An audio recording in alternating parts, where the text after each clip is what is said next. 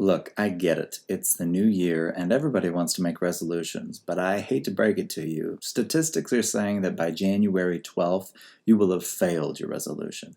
And if somehow you make it past January 12th, 80% of resolutions fail anyway. But today, instead of writing, I'm going to talk about my strategies to crush your New Year's goals.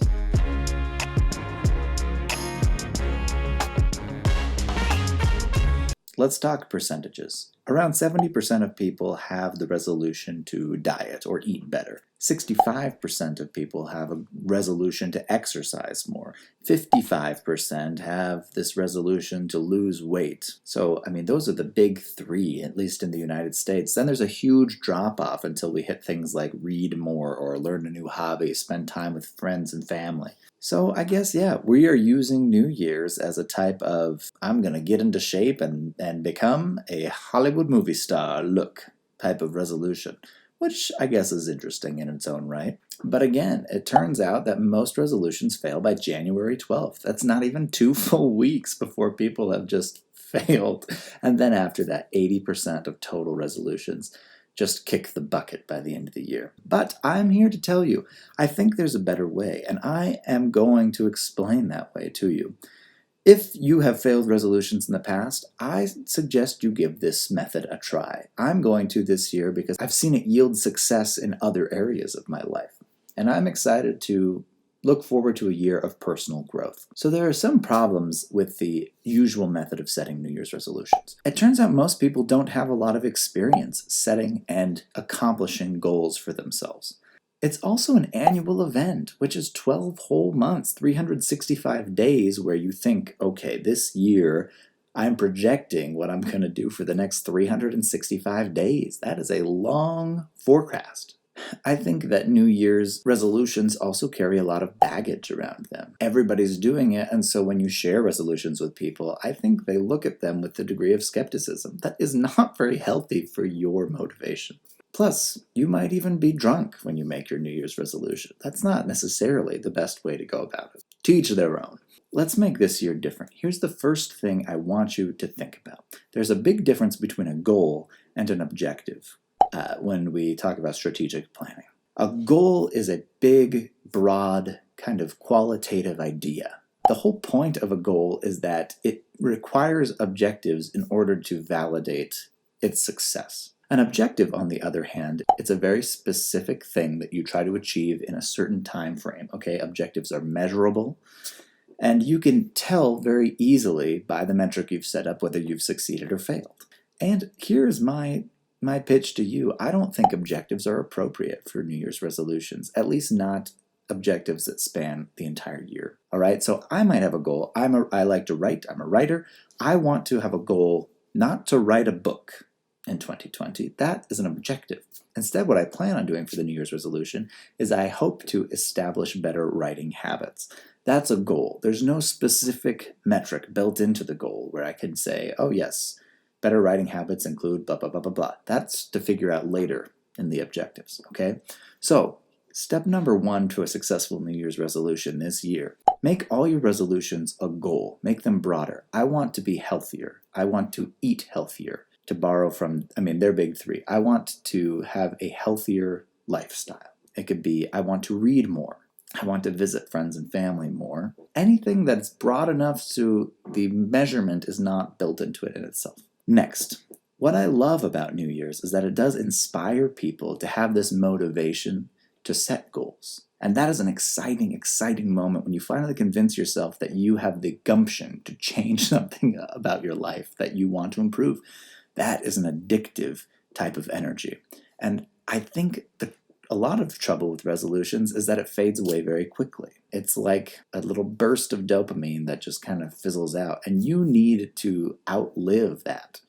One way you can do it is to take your goal and use that energy you have at New Year's, not to come up with just one big plan that you want to do all year long. Instead, you can write down all of the smaller steps that you will need to accomplish in order to accomplish that goal. Anything you can think of.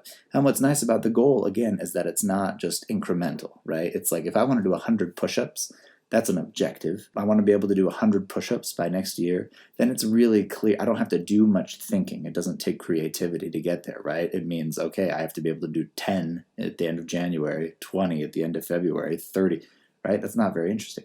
But if I have a goal of I want to have a healthier lifestyle, I can come up with things like I want to exercise more. Maybe I want to exercise 3 to 4 days a week. I want to eat better. I want to try to get rid of soda. Oh my gosh. I want to get rid of soda from my diet. Maybe it's I want to sleep better. There's lots of different things that fit inside the bigger goal. So you use the energy around New Year's to write down all of those. Create a big list and save them on your cell phone. Okay?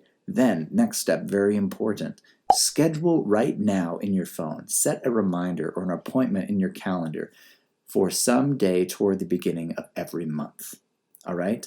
It could be January 2nd, January 3rd, January 1st, just sometime toward the beginning of the month. And you sit down with yourself. This is when you want to set an objective. All right? So at New Year's, you will set your first objective to accomplish your goal. Let's use my example. My goal is to set up better writing habits for 2020.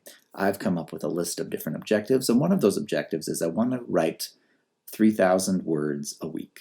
That's all. It's not that hard. It should be something I can knock out even if I'm having a rough week. That's an objective. That's only one way to improve writing habits, but it's the first one I want to work on. So I'm going to set that objective for the month of January. And that January, all I'm going to focus on is accomplishing that specific objective. If I get tempted to try to veer off into other areas and spend time working on different objectives that accomplish that goal, I need to do a priority check and say, well, have I already accomplished what I need to in order to knock out that first objective? Okay, there are lots of other things that you could do to establish better writing habits. You can read books. You can try to improve your word count. You can try to improve how well you focus during your writing time. I'm not going to worry about any of those. All I want to do is accomplish 3,000 words per week in January. That's 12,000 words in January. I can do that. Okay? Next, when February rolls around, I try to simulate the same type of excitement I had around New Year's. And that appointment, let's say it's February 1st that I've set in my calendar, I sit down and I look back and I say, wow, I got very close to accomplishing my objective in January, or maybe I did, and that's exciting. I can reward myself, I can pat myself on the back, or I can say, oh, that was close, I need to do a little bit better. But what's nice about having an annual goal is whether or not I have accomplished the January objective, I can still accomplish my yearly goal. Okay? Because now it's not like I'm 12,000 words behind my annual and I have to play catch up. My goal is just to establish better writing habits. And I can say, well, I did something for that in January. Now in February, I'm going to shift and change to a new objective and say, now I want to work on how well I focus. Okay, you repeat this the entire year.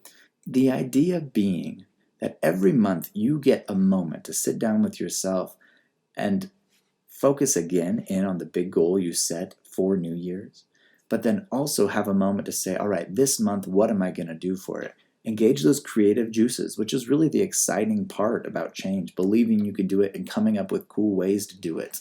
And then you can implement a plan for that month. You can forecast what difficulties you know are going to come up in that month, and you'll have the flexibility to adjust your objectives accordingly. At the end of the year, you will have 12 objectives that either you failed or you succeeded, but all of the work you put in toward those objectives will also be contributing to whether or not you accomplished your 2020 goal. So that's the system. Use this New Year's to set a big qualitative goal. Again, don't build in a metric into that goal. Make it kind of vague. Then choose an objective for January. The objective should work towards accomplishing that goal. And then set a reminder for yourself at the beginning of every month to sit down and just do a little check-in and plan what you want the goal for that month to be. Now, having said all that, by January 12th, most of you will have forgotten all about this video. Anyway, I'm going to get back to writing. Use these strategic principles, and I think that you can accomplish great things in 2020. This is your year. I know it's going to be my year. Got to get back to that draft because publishing date is coming quick. Guess what? That's one of my goals, is I want to publish more often. It's a good goal. Vague, because I could be publishing anything. Publishing Instagram photos.